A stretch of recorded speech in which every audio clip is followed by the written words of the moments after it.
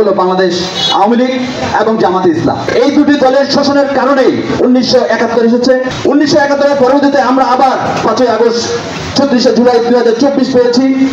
কিন্তু আমরা মোটা দাগে যদি মনে করি, বাংলাদেশ 1971 সালে স্বাধীন হয়েছে, অর্থাৎ 1971 সালে বাংলাদেশে যারা রয়েছেন সকল বাংলাদেশি সত্তা, বাংলাদেশি জাতীয়তাবোধকে কেন্দ্র করে সকলের মধ্যে একটি স্বাধীন চেতনা, একটি স্বাধীনতা কেন্দ্রিক চিন্তা ভাবনার যে জন্ম 1971 থেকে সৃষ্টি হয়েছে। কিন্তু বাংলাদেশের রাজনৈতিক অঙ্গনে যে রাজনৈতিক দলগুলো শোষণ করেছে, এই শোষণের কাতারে যারা স্বৈরাচার হিসেবে নাম লিখিয়েছে, সেই দলগুলোর কিন্তু বাংলাদেশ স্বাধীনতার হওয়ার পরের দল নয়। তার মধ্যে যে দলগুলো স্বৈর শাসক হিসেবে অতীতে এবং 1971 পরেও বাংলাদেশের জনগণকে শোষণের উচ্চ মাত্রায় নিয়ে গিয়ে তারা আবার বাংলাদেশের জনগণের মন থেকে তিরস্কৃত হয়ে বিচ্ছিন্ন হয়ে গেছে, তার মধ্যে অন্যতম দল হলো বাংলাদেশ আওয়ামী লীগ এবং জামাতে ইসলাম। এই দুটি দলের শোষণের কারণেই 1971 এসেছে।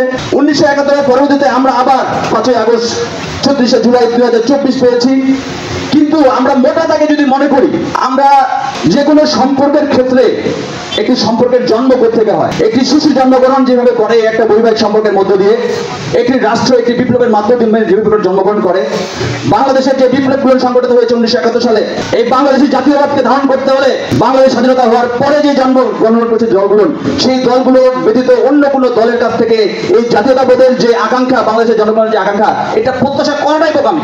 এই জায়গা থেকে আমি মনে করি কিভাবে করে বাংলাদেশের জনগণ আওয়ামী লীগ নামের একটি সংগঠনের নাম মুখে ধারণ করে, বা জাতীয়তাবাদ যাদের মধ্যে বিন্দুমাত্র ছিল না, বা জামাতে ইসলামের নাম কিভাবে করে তারা মনে করে যে তারা বাংলাদেশের জনগণের আশা আকাঙ্ক্ষাকে প্রতিফলিত করে বাস্তবে রূপ ধারণ করতে পারে। ভাই, আমরা সবাই জানি স্বাধীনতা কবে হয়েছে।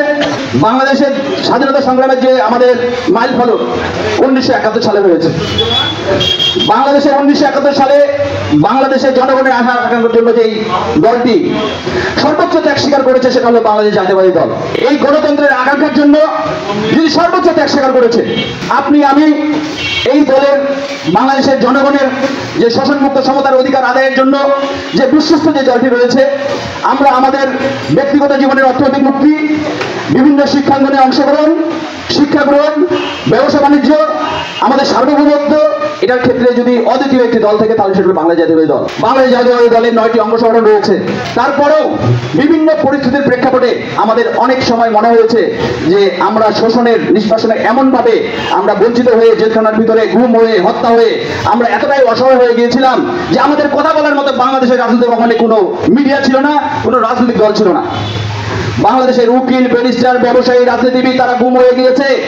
এমন একটা সময় এসেছে যে কোনো মিডিয়া নেই, কোনো মাধ্যম নেই, সোশ্যাল মিডিয়া নেই যে একটা খবর প্রকাশ করবে যে একজন ব্যারিস্টার, একজন অ্যাডভোকেট, একজন বিচারপতি গুম হয়ে গেছে বা হত্যা হয়ে গেছে। সেই সময় 2015 সালে বাংলাদেশ জাতীয়তাবাদী দলের কিছু সোশ্যাল অ্যাক্টিভিস্ট, ওনারা যখন গুম হয়ে, অত্যাচারিত হয়ে, হত্যা হয়ে, যখন নিরুপায় হয়ে গেছে, যখন বাবা মার আত্মনাদ প্রকাশ করতে পারেনি, তখন ওনারা মনে করেছে যে আমাদের এখন একটি অল্টারনেটিভ প্ল্যাটফর্ম দরকার, যেখান থেকে অন্তত আমরা যে রাজনৈতিক অধিকার এবং সচেতনতার জন্য আমরা দেশের যে রাষ্ট্রীয় স্বৈরাচার শাসনতন্ত্রে হত্যা এবং গুম হচ্ছে, সেই কথাগুলো যেন অন্তত আমাদের বাংলাদেশের জনগণ, আমার বাবা মা যেন জানে যে আমার বর্তমানে অবস্থান কোথায়।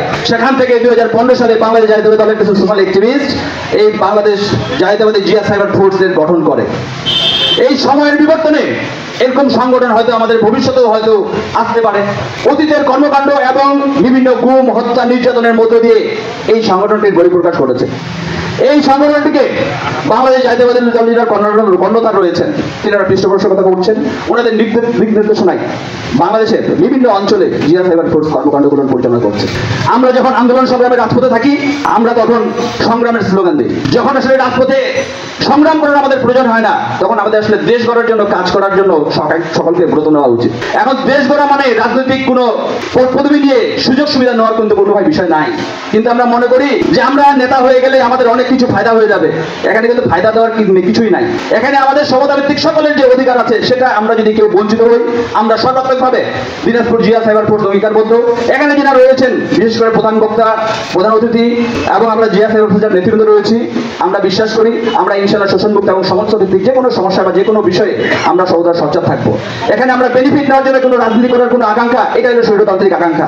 এরকম রাজনৈতিক চিন্তা চেতনার কোনো এখানে ঘটার কোনো কারণ নাই।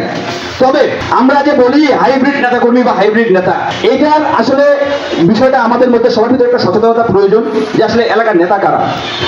আমি আজকে এখানে প্রোগ্রামে এসে নিজেকে কৃতজ্ঞতা বোধ করছি এই কারণে যে আজকে যিনারা এই অনুষ্ঠানের প্রধান অতিথি এবং বিশেষ বক্তা রয়েছেন, ইনারা আসলে আমি যখন ছোট তখন থেকে ওনাদেরকে দেখে এসেছি যে ওনারা এই রাজনৈতিক সচেতন এবং রাজনৈতিক অঙ্গনের বিশেষ ব্যক্তিত্ব। ইনারা টাকা পয়সা দিয়ে মানুষকে জনপ্রিয়তা নিয়ে নেতা হতে হবে এরকম আকাঙ্ক্ষা পোষণ করেন না, কিন্তু যিনারা শুধু পয়সা দিয়ে এমপি হওয়ার জন্য এমপি হয়ে আকাঙ্ক্ষা নিয়ে এখানে আসে, ওনাদের আশেপাশে দেখা যায় যে অনেক যারা সুবিধাভোগী আছে, যারা মনে করে যে আমার বিভিন্ন রকম সুযোগ সুবিধা বা সমস্যা দূরীকরণের জন্য রাজনৈতিক ক্ষমতা প্রয়োজন, ওনাদের কারণে যারা প্রকৃতপক্ষে যারা বাংলাদেশকে ভালোবাসে, যারা সমতাভিত্তিক শোষণমুক্ত একটি সমাজ চায়, তারা আসলে পিছিয়ে পড়ে। যেন সমতাভিত্তিক একটি শোষণমুক্ত সমাজ প্রতিষ্ঠার জন্য রাজনৈতিকভাবে বাংলাদেশ জাতীয়তাবাদী দল অঙ্গীকারবদ্ধ। অনেক নেতৃবৃন্দ রয়েছেন যিনারা হয়তো এই যে অর্থনৈতিক সমৃদ্ধ বা অর্থনৈতিক ইনফ্লুয়েন্স দ্বারা যারা নেতৃত্বে আসছেন, ওনাদের কারণে অনেক পিছিয়ে পড়েন। কিন্তু আপনাদের সকলের কাছে আমার অনুরোধ থাকবে, যিনারা আসলে প্রকৃতভাবে সমাজের এবং এলাকার ভালো সুসন্তান, যিনারা আসলে শোষণমুক্ত এবং সমতাভিত্তিক সকলের জন্য ভালো চিন্তা চেতনা করে, ওনাদের নেতৃত্বকে আপনারা প্রতিষ্ঠা করবেন এবং আগামী দিনে বাংলাদেশ জাতীয়তাবাদী দলকে অবশ্যই ধানের শীষী মার্কায় ভোট দিয়ে আপনারা পাশে থাকবেন এই প্রত্যাশা করে সকলের প্রতি আবারও রাজনৈতিক শুভেচ্ছা এবং সালাম এবং সম্মান জানিয়ে আমি আমার সংক্ষিপ্ত শেষ করছি। শহীদ জিয়া অমর খালেদা জিয়া জিন্দাবাদ, বাংলাদেশের অহংকার তারেক রহমান জিন্দাবাদ। আসসালামু আলাইকুম ওয়া রাহমাতুল্লাহি ওয়া বারাকাতুহু।